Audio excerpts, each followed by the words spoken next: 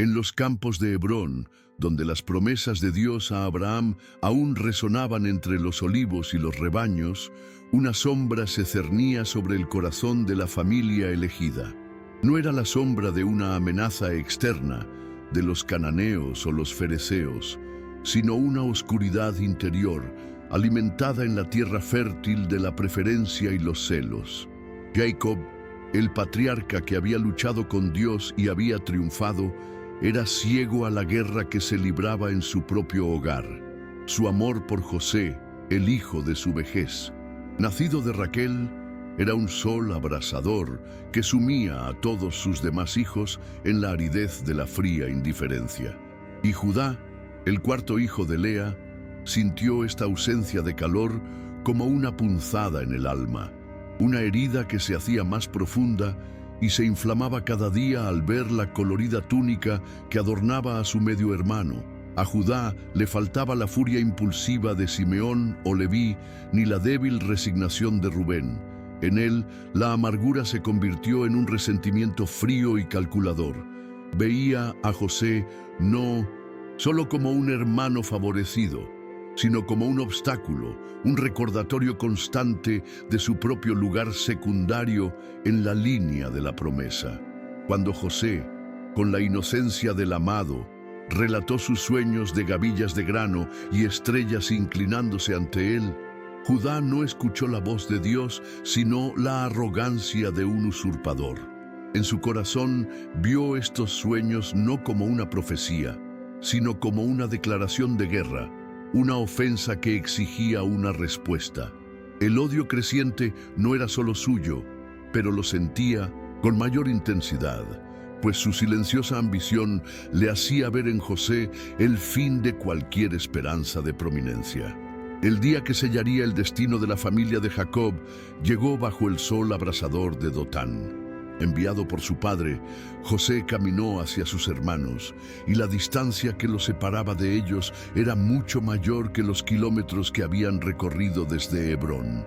Para sus hermanos, que lo vieron acercarse en el horizonte, la colorida túnica era como la bandera de un ejército enemigo. Din. Visión de ese símbolo de favoritismo, allí, lejos de la mirada protectora de Jacob, fue la chispa que encendió el árido campo de sus corazones.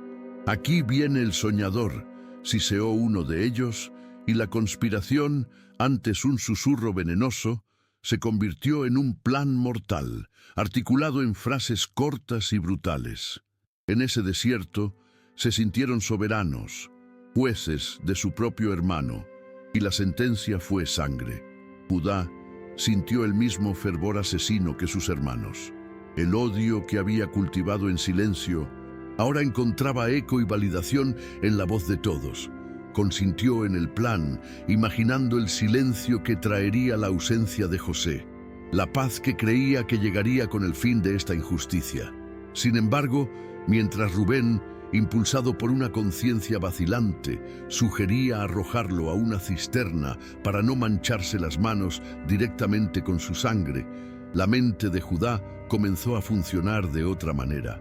No era la compasión lo que lo detenía, sino una lógica carente de cualquier calidez humana. ¿Qué ganarían con la muerte? La sangre de un hermano clamaría desde la tierra, una mancha indeleble que los perseguiría para siempre. Había una alternativa más limpia, más práctica y, en su visión distorsionada, más inteligente. Mientras José clamaba desde lo profundo de la cisterna vacía, sus gritos resonando sin piedad contra la tierra reseca, los hermanos se sentaron a comer pan, un acto de aterradora normalidad en medio de su crueldad.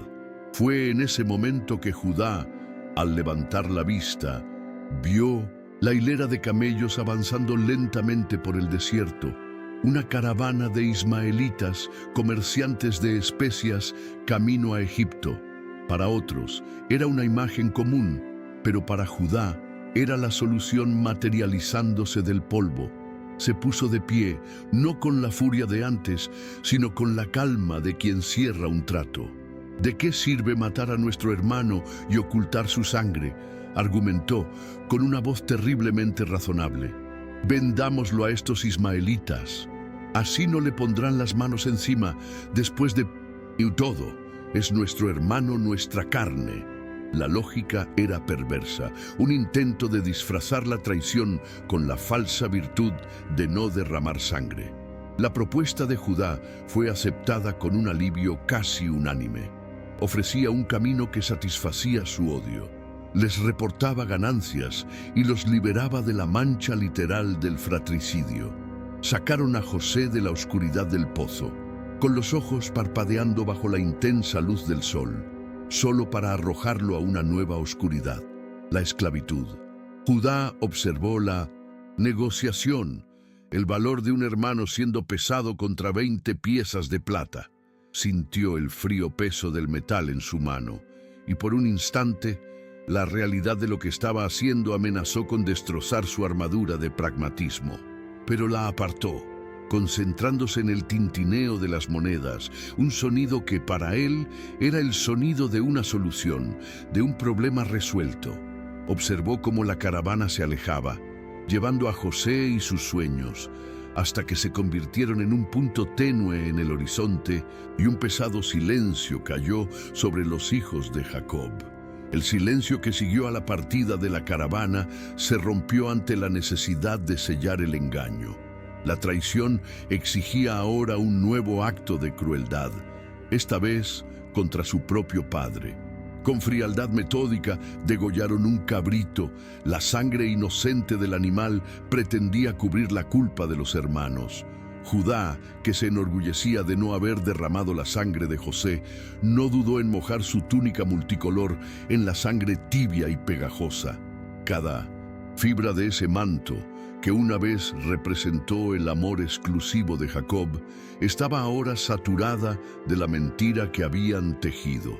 Ese retazo de tela se convirtió en el testimonio de su depravación, un objeto que llevarían a casa no solo como prueba de la muerte de José, sino como una carga silenciosa para sus propias conciencias.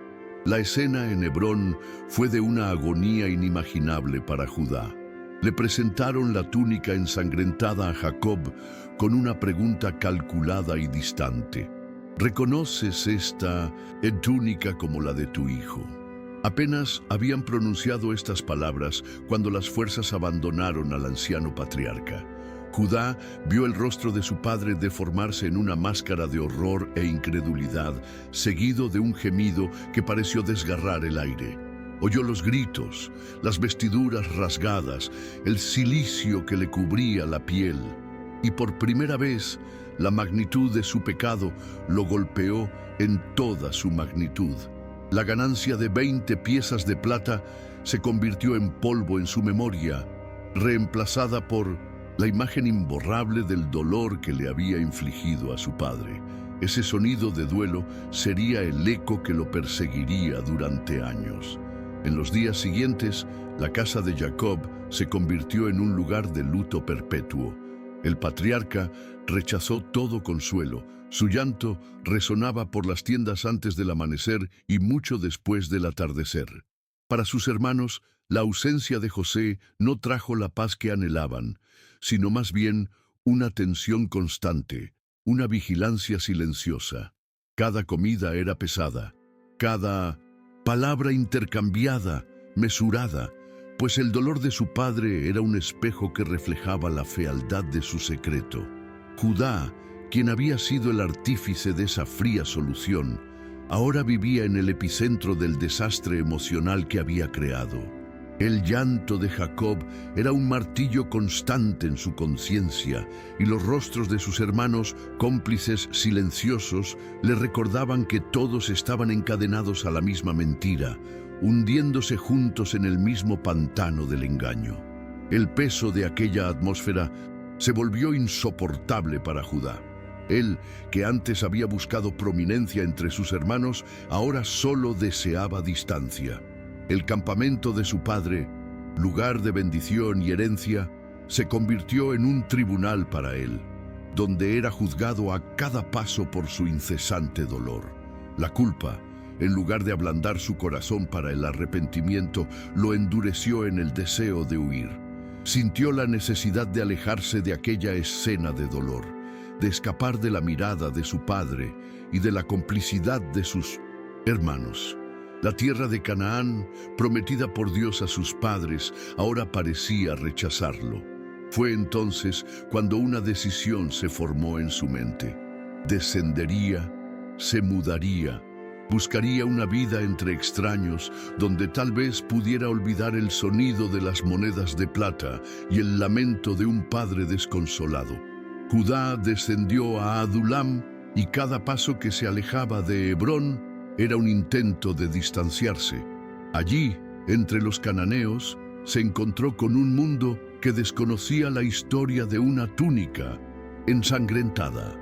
Se encariñó con un hombre de esa tierra, un adulamita llamado Hira, y su amistad se convirtió en el puente hacia su nueva vida. En Adulam, el nombre de Jacob no se invocaba, y la promesa de una herencia divina parecía lejana e irrelevante. Judá se adentró deliberadamente en esta oscuridad, adoptando las costumbres locales, aprendiendo el ritmo de aquel pueblo, buscando disolverse en una identidad libre del peso de su pecado. Ya no era el cuarto hijo de Israel, sino simplemente Judá, un hombre que intentaba desandar sus pasos lejos de la mirada de Dios y del recuerdo de su hermano. En esta búsqueda de un nuevo comienzo, vio a la hija de un hombre cananeo llamado Súa.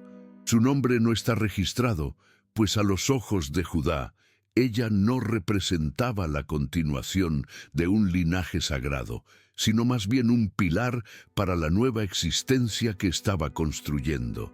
Al tomarla como esposa, rompió la tradición de sus padres, un acto final de separación de su pasado. De esta unión nacieron 3 hijos: el primogénito, seguido de Onán y finalmente Sela. Por un tiempo en el ciclo de la siembra y la cosecha, en el llanto de sus hijos y en la rutina de una vida sencilla, Judá encontró una especie de paz. Parecía que lo había logrado. Era un esposo, un padre, un hombre entre los cananeos, y el dolor de Hebrón era ahora un recuerdo lejano, un fantasma que rara vez lo visitaba en las noches más oscuras. Pasó el tiempo, y los hijos de Judá se convirtieron en hombres.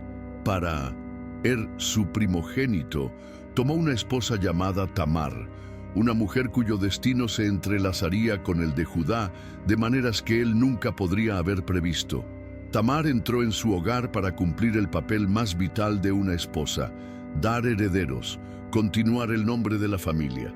Sin embargo, la normalidad que Judá buscaba tan desesperadamente se hizo añicos abruptamente.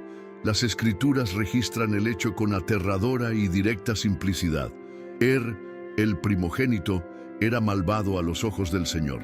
La naturaleza de su maldad permanece en el silencio de los misterios divinos, pero su resultado fue rápido e inconfundible. El Señor lo hirió. Para Judá, esta pérdida no fue simplemente el duelo de un hijo. Fue la primera señal de que la sombra que había dejado en Hebrón lo había encontrado en Adulam. Según la ley y la costumbre, el deber recaía en el segundo hijo. Judá le ordenó a Onán que se casara con la viuda de su hermano para levantar descendientes para el difunto, pero el corazón de Onán era tan malvado como el de su hermano, aunque de una manera diferente. Entendía la ley a la perfección. El hijo nacido de esta unión sería legalmente de el heredero de la primogenitura. Consumido por un egoísmo codicioso, Onán consintió en el matrimonio, pero en un acto de continuo engaño, se negó a cumplir con su deber derramando la semilla en la tierra. A los ojos de Dios, este era un acto abominable, un desprecio por la vida, por la continuidad de su hermano y por la justicia debida a Tamar. Al igual que con la mano del Señor fue pesada sobre él, y Onán también murió, dejando a la casa de Judá una vez más de luto y a Tamar 2 veces viuda y sin hijos. El segundo golpe dejó a Judá aturdido, y su dolor dio paso a un temor oscuro y supersticioso. En su mente, nublada por la culpa y el distanciamiento de Dios, no podía ver la mano justa del Señor actuando contra la maldad de sus hijos. En cambio, sus ojos se volvieron hacia Tamar y la vio no como una víctima, sino como un presagio de muerte, un recipiente de desgracia que había consumido a sus dos hijos. La idea de entregar a su último hijo, el joven Sela, a la misma mujer lo llenó de pavor. El linaje que había intentado construir lejos de su familia estaba al borde de la extinción, y en su desesperación por preservar lo que quedaba, eligió proteger a Sela a cualquier precio, incluso si el precio era la justicia y el futuro de su nuera. Fue con un corazón lleno de engaño que se dirigió a Tamar. Sus palabras fueron tiernas, pero sus intenciones firmes como la piedra.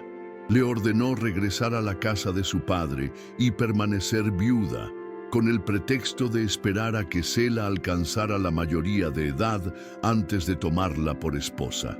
«Quédate viuda en casa de tu padre hasta que Sela, mi hijo, crezca», le dijo. Pero el narrador omnisciente revela la verdad. En el fondo, temía que Sela también muriera, como sus hermanos. La promesa era vana, una forma de posponer la justicia indefinidamente, de alejarla de su presencia y esperaba de levantar la maldición de su casa. Al hacerlo, la condenó al limbo, negándole el derecho a continuar su linaje y la seguridad de un hogar, abandonándola a su suerte.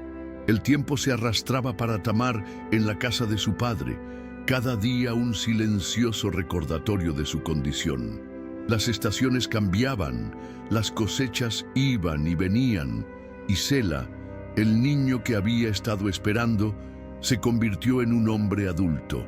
Sin embargo, el mensajero de Judá nunca llegó. El silencio de su suegro habló más fuerte que cualquier palabra. Confirmó que su promesa era una mentira, una excusa conveniente para desecharla. Tamar comprendió entonces la profundidad de la injusticia que se le había hecho.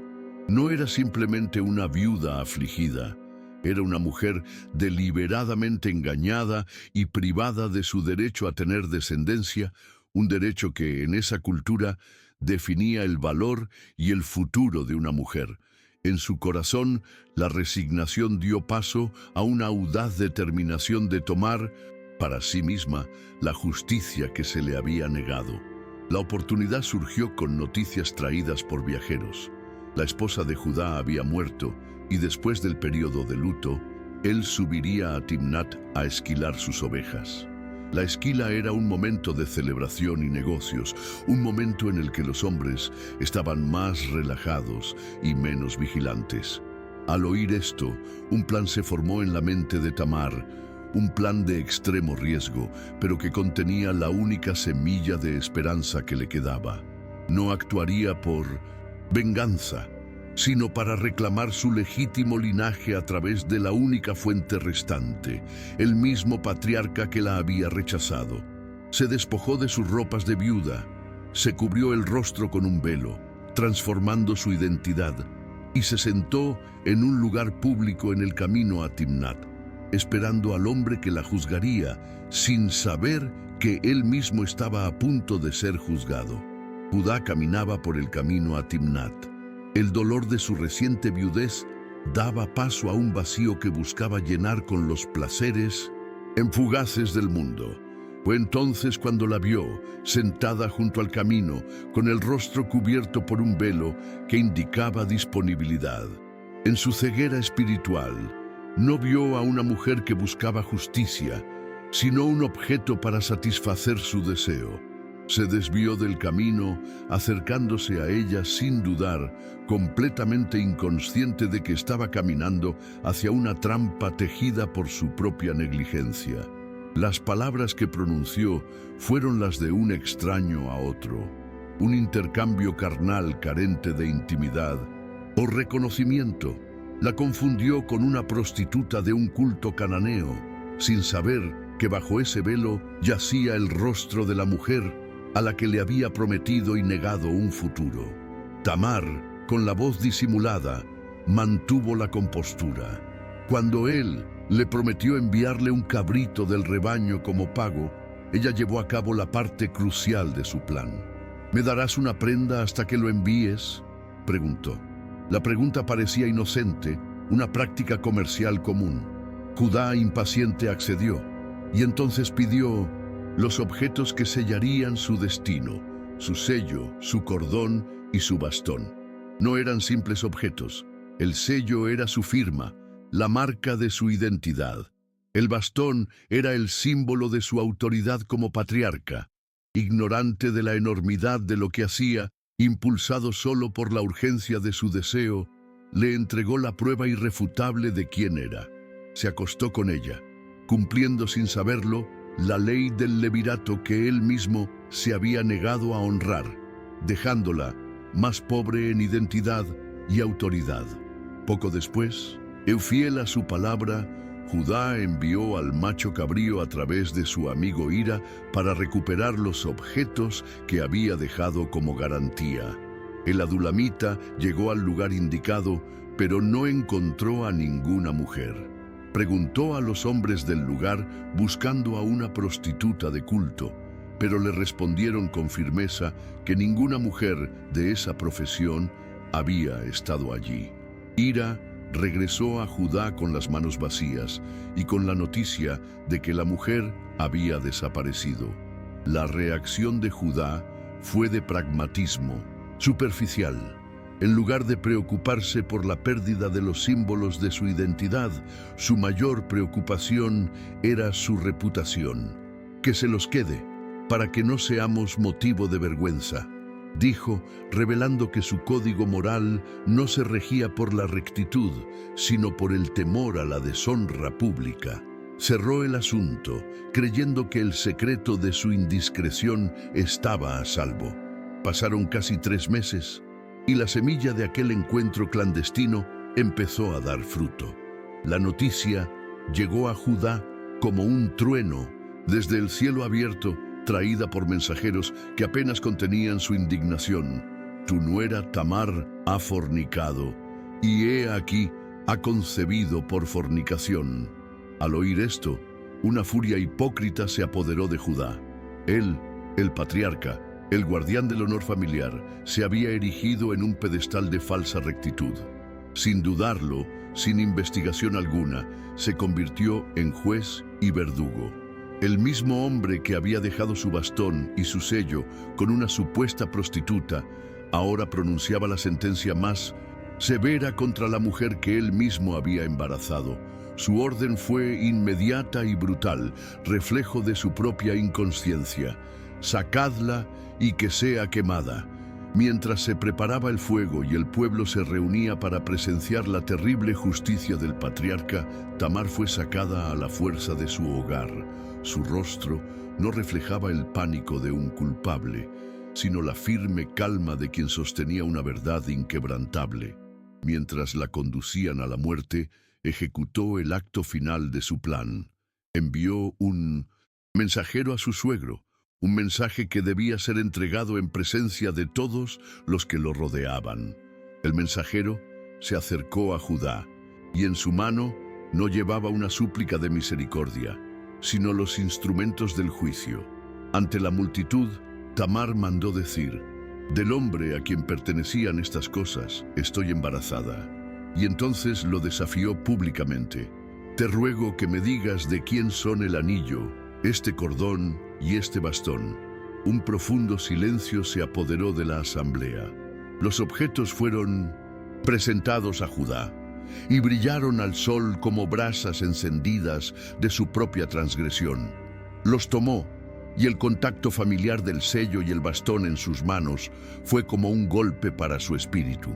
En ese instante, el velo de su propia hipocresía se rasgó. Lo vio todo con una claridad aterradora: su incapacidad para entregar a Selá, la mentira que le había dicho a Tamar, el encuentro en el camino a Timnat y la arrogancia de su juicio precipitado. Todo su orgullo quedó destrozado. Alzando la cabeza, con el peso de la mirada de toda la comunidad sobre él, Judá pronunció las palabras que cambiarían el curso de su vida y su linaje para siempre. Su voz, antes llena de furia, ahora estaba ahogada por la humillación. Ella es más justa que yo, porque no se la di a mi hijo Selá. Muchos años habían pasado sobre la casa de Jacob, y la humillación pública de Judá lo había transformado. Ya no era el hombre que huía de su culpa, sino uno que la cargaba en un pesado silencio, una herida que lo había hecho más sobrio e introspectivo. Sus hijos con Tamar, Fares y Zera eran prueba viviente y constante de la soberanía de un Dios que escribe derecho con renglones torcidos. Había regresado al seno de su familia, retomando su lugar no con la arrogancia de antes, sino con la quietud de un hombre que había conocido las profundidades de su propia depravación. Fue entonces cuando los cielos se cerraron y la tierra se volvió como el bronce. Una severa hambruna azotó Canaán, secando los pastos y vaciando los graneros. La promesa pareció morir de inanición y la supervivencia obligó a Jacob a mirar al único lugar donde había esperanza, Egipto. El primer viaje a Egipto fue un acto de desesperación. Los 10 hermanos, incluyendo a Judá, partieron con sus burros y sacos vacíos, entrando en la tierra del Nilo como suplicantes. Allí fueron llevados ante el gobernador, un hombre de inmenso poder, cuya mirada parecía traspasarles el alma. Sin saberlo, se inclinaron rostro en tierra ante su propio hermano José, cumpliendo el sueño que tanto habían despreciado. Pero el hombre que tenían delante no les ofreció pan, sino una acusación mordaz. «Sois espías». Un miedo gélido los invadió. Lejos de casa, a merced de una autoridad despiadada, en una tierra extraña, fueron encarcelados. Este sufrimiento repentino e inexplicable comenzó a remover las aguas estancadas de sus conciencias, sacando a la superficie el lodo de un pecado antiguo e insepulto. La condición impuesta por el gobernador egipcio fue un duro golpe para la familia. Para demostrar que no eran espías, debían traer a su hermano menor, Benjamín. Simeón fue atado delante de ellos y retenido como garantía, un rehén que aseguraría su regreso. Durante el angustioso viaje de regreso a Canaán, la presión de aquella dura prueba finalmente rompió el dique de silencio que había contenido su culpa durante 2 décadas. Hablaron abiertamente por primera vez de lo que habían hecho. En verdad, somos culpables por nuestro hermano. Se confesaron el uno al otro, mientras el recuerdo del rostro angustiado de José y sus súplicas ignoradas los atormentaba bajo el sol del desierto. Por eso nos ha sobrevenido esta angustia. Judá escuchó la confesión colectiva, y cada palabra era un eco de su propio tormento secreto, la confirmación de que el Dios de sus padres no los había olvidado y de que había llegado la hora del ajuste de cuentas. La condición impuesta por el gobernador egipcio fue un duro golpe para la familia. Para demostrar que no eran espías, debían traer a su hermano menor, Benjamín. Simeón fue atado delante de ellos y retenido como garantía, un rehén que aseguraría su regreso. Durante el angustioso viaje de regreso a Canaán, la presión de aquella dura prueba finalmente rompió el dique de silencio que había contenido su culpa durante 2 décadas.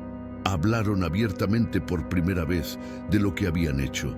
En verdad, somos culpables por nuestro hermano. Se confesaron el uno al otro, mientras el recuerdo del rostro angustiado de José y sus súplicas ignoradas los atormentaba bajo el sol del desierto. Por eso nos ha sobrevenido esta angustia. Judá escuchó la confesión colectiva, y cada palabra era un eco de su propio tormento secreto, la confirmación de que el Dios de sus padres no los había olvidado y de que había llegado la hora del ajuste de cuentas. El hambre, sin embargo, era una fuerza implacable, un juez que no toleraba rechazos. El grano que habían traído de Egipto se agotó y el espectro de la muerte por inanición se cernía sobre las tiendas de Jacob.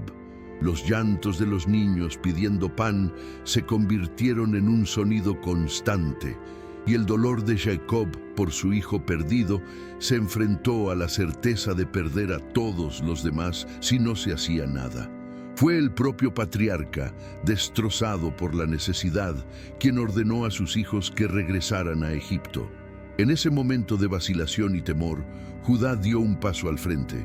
Su voz no era la del joven calculador de Dotán, sino la de un hombre cargado de culpa y responsabilidad. Le recordó a su padre, con respetuosa firmeza, las palabras exactas del gobernador: «No verás mi rostro, a menos que tu hermano esté contigo». La elección era clara: arriesgar a uno o perderlos a todos.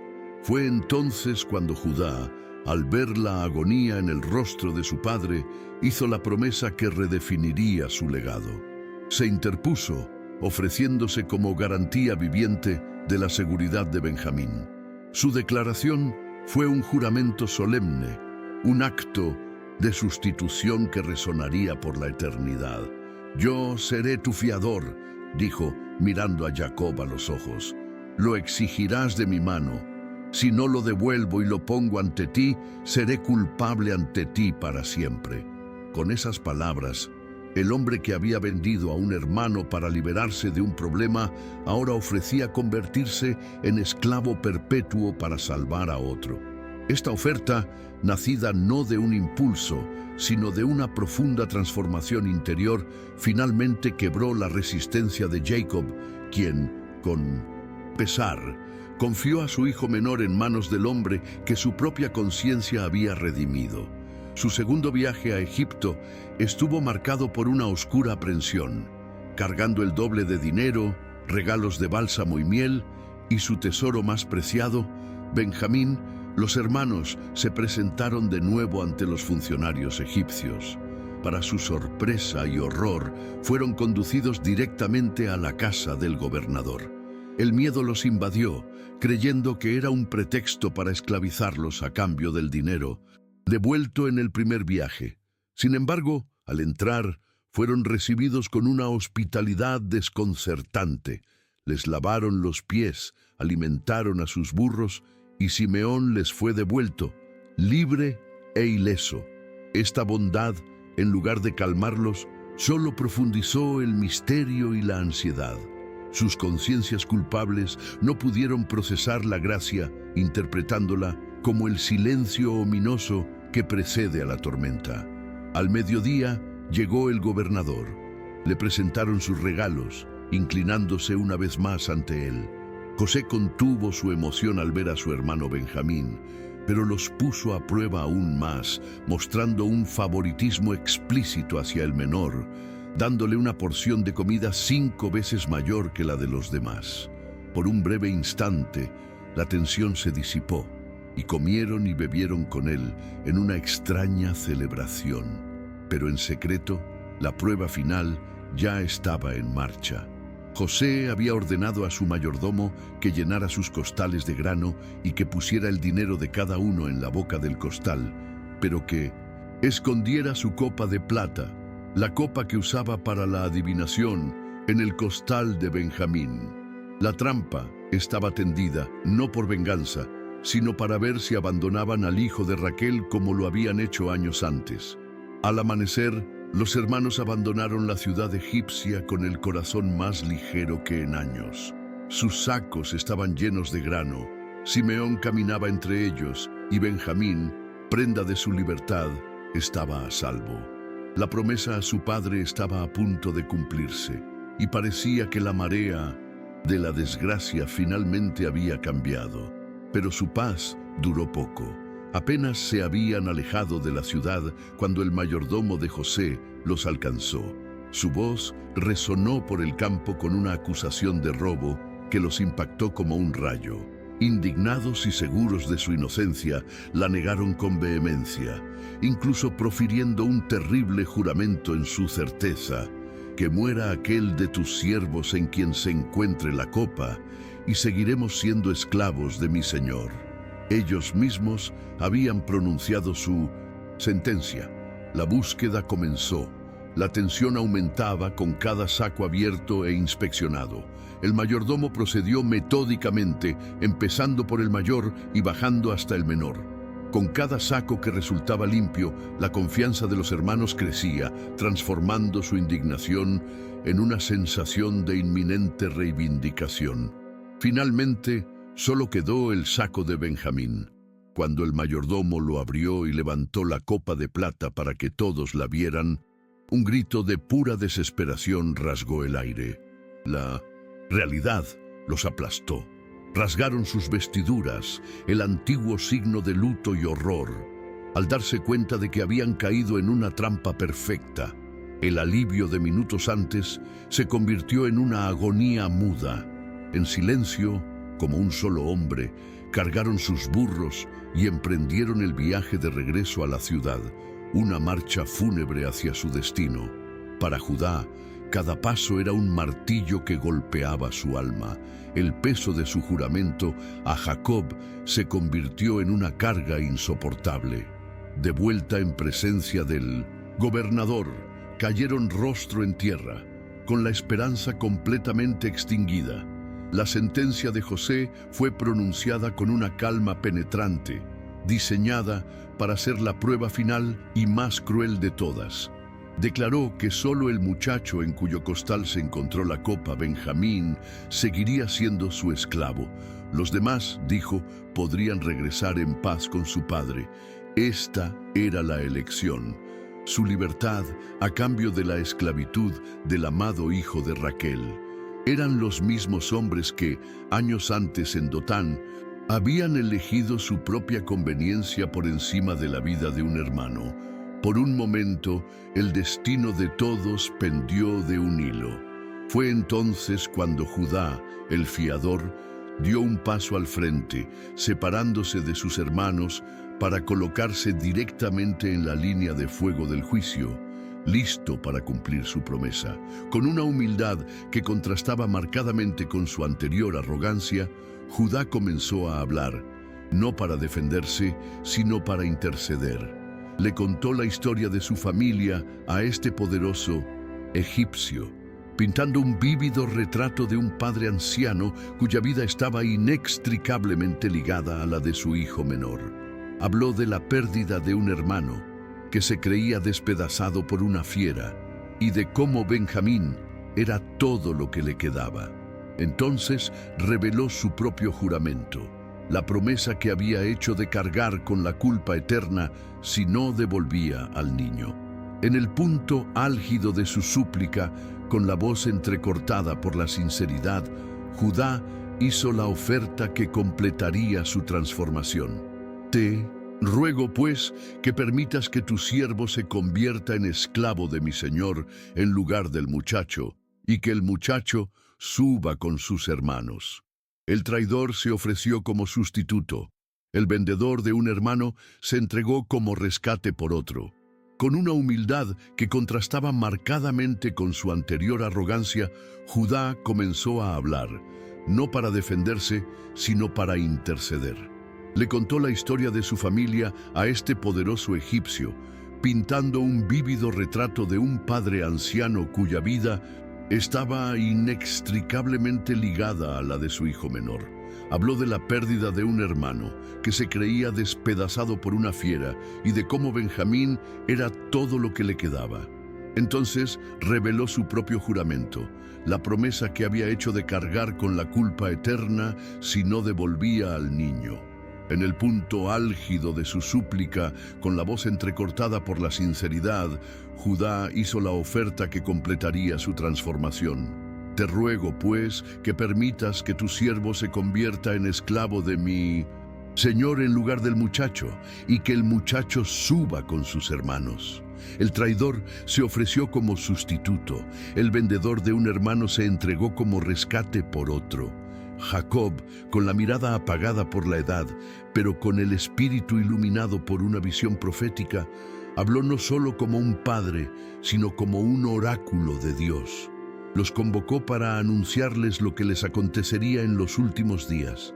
La bendición no seguiría el orden natural del nacimiento, sino el decreto soberano del Altísimo, que escudriña los corazones y la historia. Comenzó con Rubén, el primogénito, pero su bendición fue una reprimenda, recordando su inestabilidad y el pecado que profanó el lecho de su padre, costándole la primogenitura. Entonces Simeón y Leví, unidos en su furia por la masacre de Siquem, fueron reprendidos y maldecidos con la dispersión de Israel. El camino se estaba allanando no por voluntad humana, sino por justicia divina, para la elevación de quien, aunque no era el primogénito, había demostrado ser digno del liderazgo. Cuando la mirada de Jacob se volvió hacia Judá, la voz del patriarca, antes cargada de reproche, cambió. Tenía un tono de exaltación, de decreto divino. Judá, declaró, y el nombre que significa alabanza se convirtió en la base de la profecía: tus hermanos te alabarán. Esas palabras sellaron un nuevo orden en la familia. El liderazgo, perdido por la transgresión de los ancianos, le fue conferido. Tu mano estará sobre la cerviz de tus enemigos, y los hijos de tu padre se inclinarán ante ti. El hombre que se había inclinado desesperado ante el gobernador de Egipto, ahora era exaltado como aquel ante quien sus propios hermanos se inclinarían, no por miedo, sino en reconocimiento de su autoridad divinamente designada, una autoridad forjada en el horno de la humillación y el arrepentimiento. La profecía profundizó entonces, utilizando las imágenes más nobles para describir la naturaleza del poder de Judá. Judá es un cachorro de león. De la presa has ascendido, hijo mío. Se agazapa, se echa como león y como leona, ¿quién lo despertará? Con estas palabras, Jacob no solo elogiaba la fuerza de su hijo, pintaba un retrato de realeza. La tribu de Judá no solo sería fuerte en la batalla, alzándose victoriosa sobre sus adversarios, sino que también establecería un reino de paz y seguridad tan absoluto que el rey león podría descansar sin que nadie se atreviera a perturbarlo. Esto no era simplemente una bendición de supremacía militar, sino una unción de majestad, un sello de soberanía que marcaría el linaje de Judá como el linaje de los reyes, estableciendo un arquetipo que se extendería por los siglos. La visión de Jacob penetró entonces aún más profundamente en el futuro, más allá de las batallas y la primacía tribal, hasta la esencia misma del gobierno. En palabras que se convertirían en el fundamento de la esperanza mesiánica de Israel, decretó: no se apartará el cetro de Judá ni el legislador de entre sus pies. Este era el punto irrevocable de la profecía.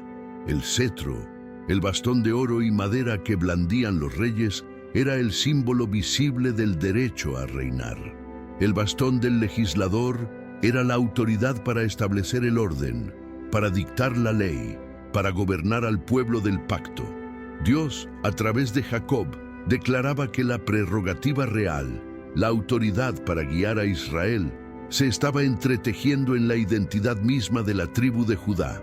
No era un liderazgo temporal, sino una posesión perpetua, una cadena de autoridad inquebrantable. Pero esta cadena de autoridad apuntaba a un clímax, un gobernante final en quien se concentraría todo el poder.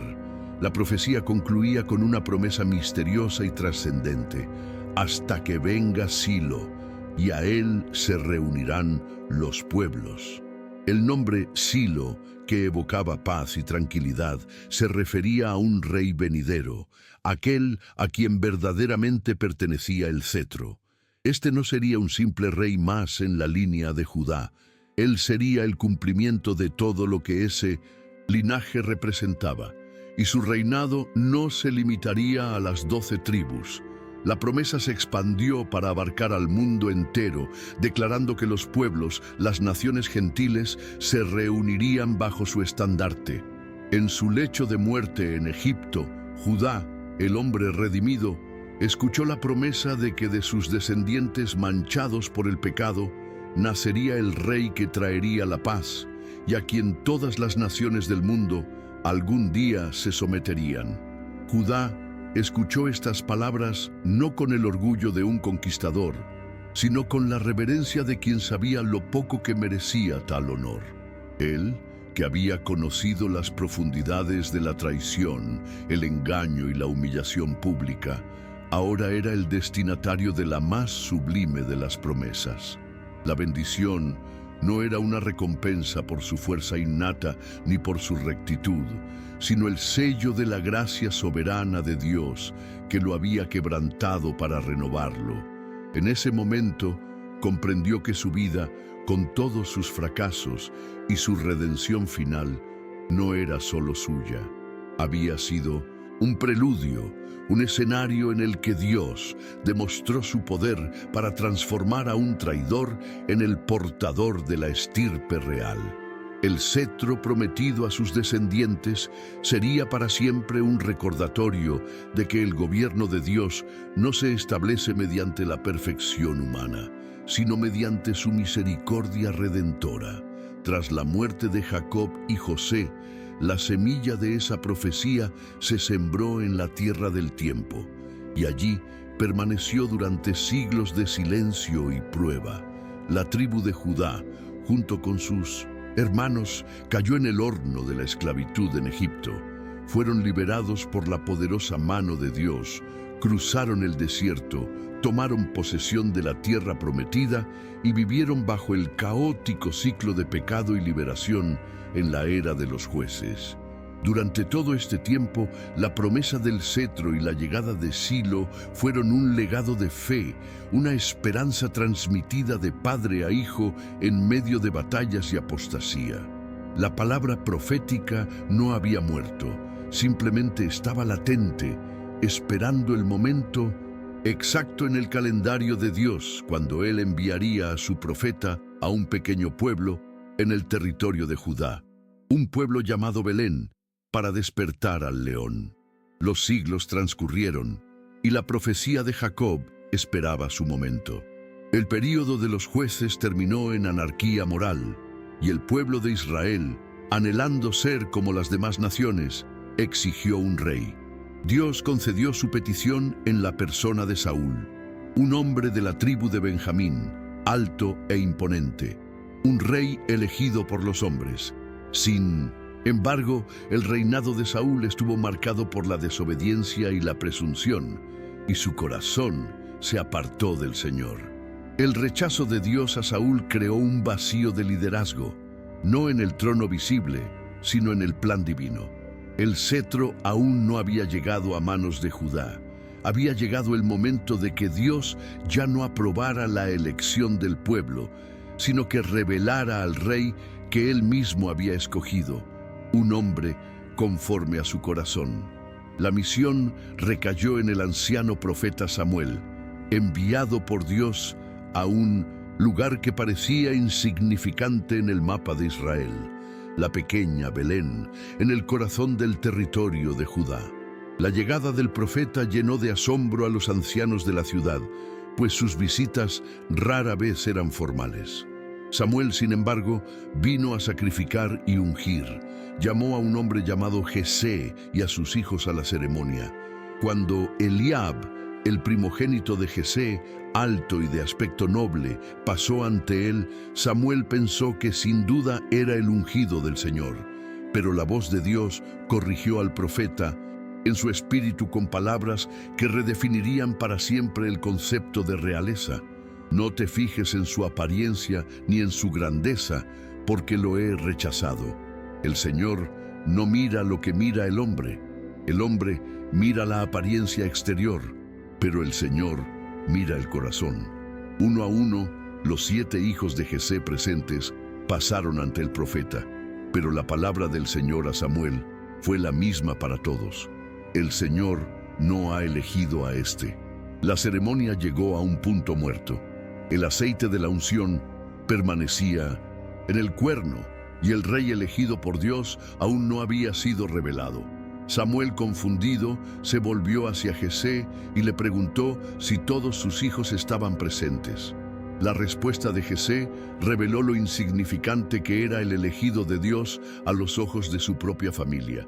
«Queda el menor», dijo, «está pastoreando las ovejas». Lo mandaron llamar, y del campo salió David, un joven rubio de hermoso semblante, con el olor del rebaño impregnado en sus ropas. En cuanto entró, la voz divina confirmó en Samuel lo que los ojos humanos no podían ver: «Levántate y úngelo, porque este es». Y allí, ante sus asombrados hermanos, el aceite santo se derramó sobre la cabeza del pastor, sellándolo como el futuro rey de Israel. La unción no fue un mero ritual simbólico, fue un evento de transferencia espiritual. Las Escrituras registran que desde ese día en adelante el Espíritu del Señor vino sobre David, capacitándolo para la tarea que le esperaba. Y la primera prueba de esta nueva realidad no se hizo esperar.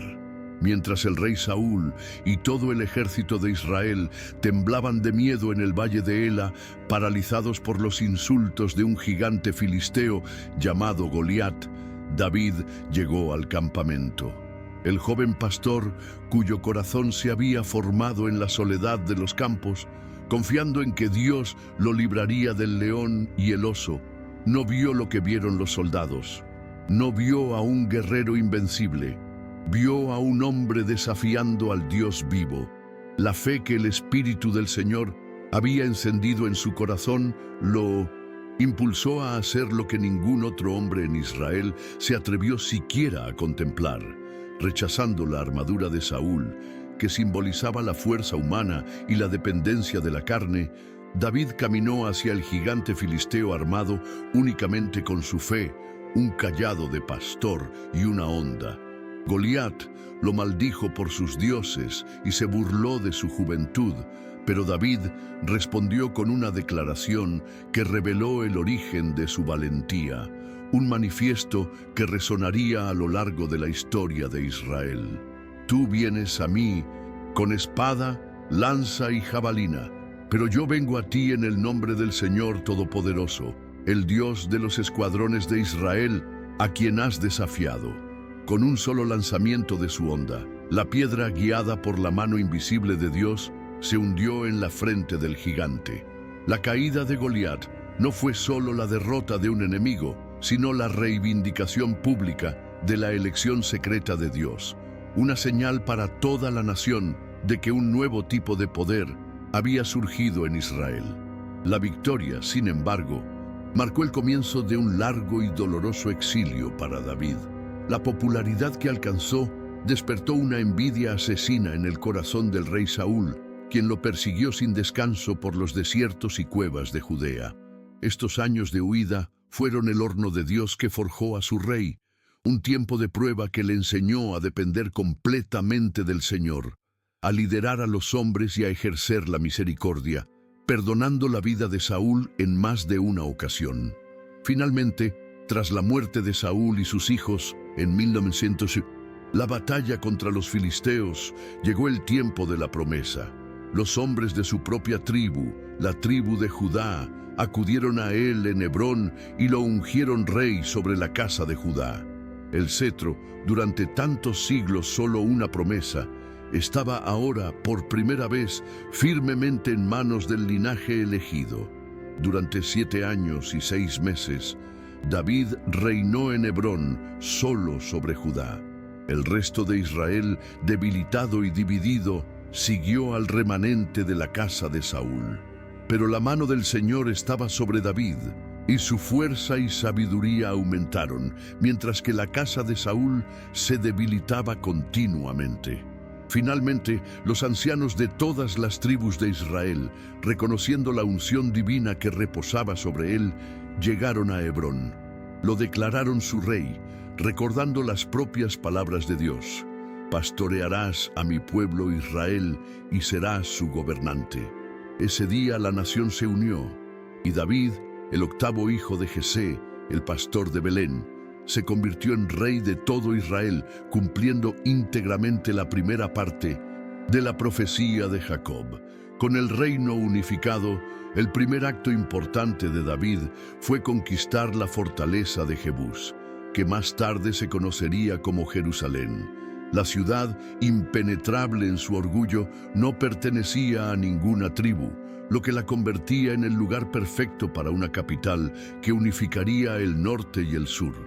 David la tomó y la estableció como la ciudad de David, el centro político y militar de su reino en expansión. Este acto no fue solo una brillante estrategia militar, fue un paso profético. David estaba estableciendo el lugar terrenal donde moraría el nombre de Dios, la ciudad desde la cual el cetro de Judá gobernaría no solo a Israel, sino un día a todas las naciones, como lo había prefigurado la promesa a Jacob. Con Jerusalén establecida como centro político, David se movió para convertirla en el centro espiritual. Reunió a los hombres escogidos de Israel para traer a su ciudad el Arca de la Alianza, símbolo de la santa presencia de Dios, que había sido descuidada durante décadas. Este acto fue una declaración a todo el pueblo y a las naciones vecinas. El trono de David estaba sujeto al trono del Señor. La procesión que trajo el arca a Jerusalén no fue un desfile militar, sino una fiesta de adoración y alegría con sacrificios y música de arpas, liras y panderetas. El sonido de la celebración resonó por las colinas de Judea, significando que el Dios de Israel finalmente había venido a morar entre su pueblo, en su capital, bajo el gobierno del rey de la tribu de Judá. En el punto álgido de esa celebración, el corazón de David se reveló plenamente.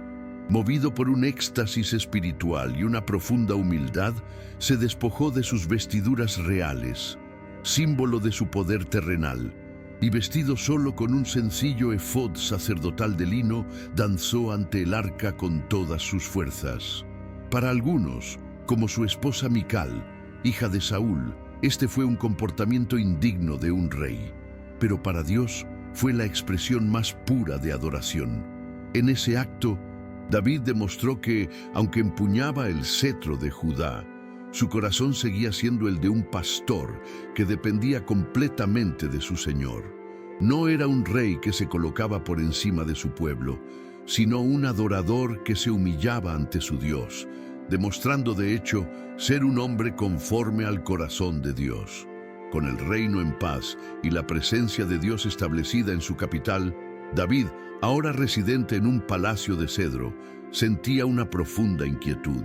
Su corazón, siempre vuelto hacia el Señor, se entristecía al ver que él, un rey terrenal, vivía en una casa suntuosa, mientras que el arca de Dios Todopoderoso permanecía en una sencilla tienda. Le confió al profeta Natán su deseo de construir un magnífico templo, una casa permanente para el nombre del Señor. Esta intención, nacida de un corazón agradecido y reverente, ascendió al cielo como un aroma agradable, pero el plan de Dios para David era infinitamente más grande y perdurable que cualquier estructura de piedra y oro que pudiera erigir. Esa misma noche, la palabra del Señor llegó a Natán, encargándole entregar a David una de las revelaciones más profundas de toda la Escritura. El mensaje de Dios revirtió la propuesta del rey. No sería David quien edificaría una casa para Dios, sino Dios quien construiría una casa, una dinastía para David. El Señor le prometió un pacto incondicional y eterno, declarando: «Yo estableceré tu descendencia después de ti, y afirmaré su reino. Él edificará una casa a mi nombre, y yo afirmaré el trono de su reino para siempre». La profecía del cetro de Judá, pronunciada por Jacob en su lecho de muerte en Egipto, se magnificó y selló con una promesa eterna. El reinado de David no tendría fin. Al recibir tal promesa, David no se llenó de orgullo, sino de una humildad abrumadora. Entró en la tienda, se sentó ante el Señor y oró, no como un rey poderoso, sino como un niño maravillado. «¿Quién soy yo, oh Señor Dios?», dijo. ¿Y qué es mi casa para que me hayas traído hasta aquí? En su oración reconoció que este extraordinario honor no era resultado de sus méritos, sino un acto de la pura y soberana gracia de Dios. Ese momento de íntima adoración fue quizás la mayor prueba de su realeza. El rey, cuyo trono le había sido prometido para siempre, se entregó en gratitud, demostrando que el criterio original de Dios para elegir el corazón seguía siendo fiel e inalterado. Así, el hilo de la promesa divina, tejido a lo largo de siglos de historia humana imperfecta, encontró su patrón final. El viaje que comenzó con la venta de un hermano por 20 piezas de plata, que pasó por la escandalosa unión de Judá con su nuera Tamar, de quien descendió el linaje de Fares, y que fue redimido mediante una ofrenda de sacrificio ante un gobernador en Egipto, había llegado a su destino. La bendición profética de un padre moribundo sobre su cuarto hijo, la visión de un león en reposo y un cetro que no se apartaría, todo se materializó y magnificó en el pacto eterno hecho con David, el rey pastor de Belén. La soberanía de Dios se reveló en su plenitud, demostrando su poder para usar la traición, la vergüenza y el arrepentimiento para allanar el camino para su rey elegido. Pacto davídico, si bien establecía un reino terrenal, proyectaba la sombra de un rey mucho más grande. Desde ese momento, la esperanza de Israel no se fijó únicamente en el ocupante del trono en Jerusalén, sino que se extendió al futuro, a la venida de un descendiente de David que cumpliría la promesa en su totalidad. Él sería el hijo de David, el Mesías, el ungido que no pecaría, cuyo reino no sería conmovido y cuyo trono sería verdaderamente eterno. La antigua y misteriosa promesa de Silo, el pacificador ante quien se reunirían los pueblos, encontró su destinatario definitivo. Apuntaba a este rey venidero que nacería de la casa de David, de la tribu de Judá. Así, el largo y tortuoso camino de Hebrón a Egipto, de Adulam a Jerusalén, se revela como un único y recto sendero en el mapa de la redención. Cada personaje, con sus defectos y su fe, fue un instrumento en manos de un Dios que gobierna la historia. El cetro de Judá y el trono de David fueron meras prefiguraciones de la autoridad final de aquel que nacería en Belén, anunciado como el verdadero rey de los judíos. La profecía se cumplió definitivamente en él, Jesús de Nazaret, el león de la tribu de Judá, el hijo de David, el Silo a quien todas las naciones están llamadas a someterse. Y así, la historia de un patriarca redimido y un rey pastor encuentra su significado último en el reino que no tendrá fin.